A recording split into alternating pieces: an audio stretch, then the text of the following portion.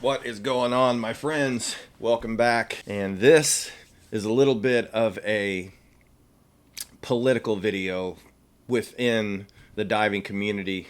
It's a little bit of a hot topic. It hits people's nerves a little bit, at least on one side of the spectrum anyway. But nonetheless, a pretty hot topic within the niche. So the other day I posted a video on my TikTok account holding up a 30-pound black grouper that I had shot earlier, and I got a little bit of hate from the freediving community. This happens to everybody that I know that spearfish using scuba tanks, especially if you're more popular in this niche and you have a lot more viewers. You're going to get tons of hate comments, mostly people from the European countries where spearfishing on a scuba tank is illegal because they believe that if you descend using scuba gear, it is an unfair advantage to the fish. So most European countries, it's illegal. It's free dive only. First, I want to get this out of the way for anyone who might be watching in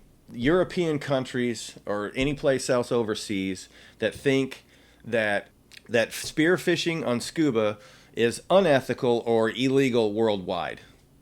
It's not. It's legal in the United States, Costa Rica, Peru, Philippines, just to name a few. Freediving is a worldwide sport where experienced divers will descend holding their breath to 60, 70, or even to 100 feet. But when you're freediving at 60, 70, or 100 feet, or 120 feet, or however deep that you can do it, it does come with major risks. Shallow water blackout being the number one risk. It takes a lot of practice to build your skills to become a productive freedive spearfisherman or woman. Now, spearfishing on scuba, to me, it's equally sustainable. You're essentially doing the same thing.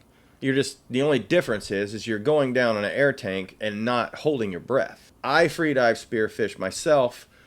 I'm only good for about 40 to 50 feet max. I can't hold my breath that much. I find myself spearfishing on scuba because of the location that I'm at. In the Gulf of Mexico, where I live in Southwest Florida, you have to get to over 100 feet to find the more quality fish. I personally like black grouper and African pompano, and you're not going to find neither of those two fish in shallow waters in my area.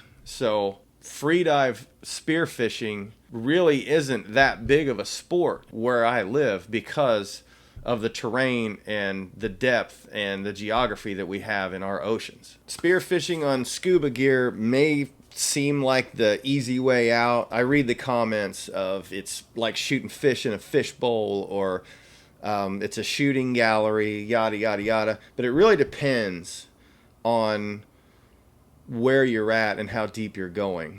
Because if you're dropping to 140 to 170 and deeper, you only have between 5 and 10 minutes of bottom time before you risk decompression sickness. You can't just sit down there and wait for fish to come around. You have to drop and engage, because if you don't, then you're going to come back up empty-handed. The only difference is you've got to put all that gear on, drop down to not get anything, come up. You have your safety stops, your deco stops. It's just a big process. And here's the other thing. Freedivers have a huge advantage in any water shallower than 50 feet. Because if you're serious about spearfishing and you're tank diving under 50 feet, you're sort of wasting your time, in my opinion. You can get in and out of the water so much faster and switch spots so much faster and cover ground at the shallower depths if you learn how to freedive spearfish rather than on a tank. Because on tanks, everything is slow. Everything is slow. You got to gear up. You got to gear down. You got to wait for your buddy. In most cases, you got safety stops. It's just not time efficient to scuba dive like it is freediving. I don't know how the fish are over in Europe and overseas, but the fish in my waters are not stupid. You're not going to drop and just shoot fish like you're in a shooting gallery or a fishbowl. Granted, some fish are curious and some fish are aggressive. So those fish are the ones that are kind of come up and check you out. A lot of those curious fish are like coming up thinking, man, what the hell is this thing? Dropping down, like a slow Goodyear blimp with all this gear on, blowing bubbles coming out of your ass like it's the 4th of July fireworks. You'll have a few fish that'll come up and wonder what the heck's going on, but most of the fish are getting the hell out of there. You're spooking them. You're spooking the fish. Where free divers, stealth bombers, man, they glide down like murder seals, just using your techniques to draw in fish, whether it's picking up some sand or using a flasher or something, but you're not blowing bubbles. That's not normal to fish, so that they're out of there.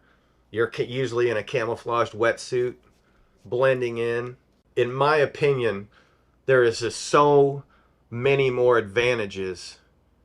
If you're a skilled freediver, you have the advantage. If you're a skilled freediver, you have every single advantage over a scuba diver. To be able to free dive, spearfish, it takes athleticism, it takes training, it takes good breathing techniques. It's not something you learn in a few weeks' time. You got to work your muscles, you got to work your lungs. It's mental, it's everything. You got to put it all together. So, but as far as sustainable fishing goes, definitely spearfishing in general, whether you're on scuba or you're free diving, definitely more sustainable way to fish.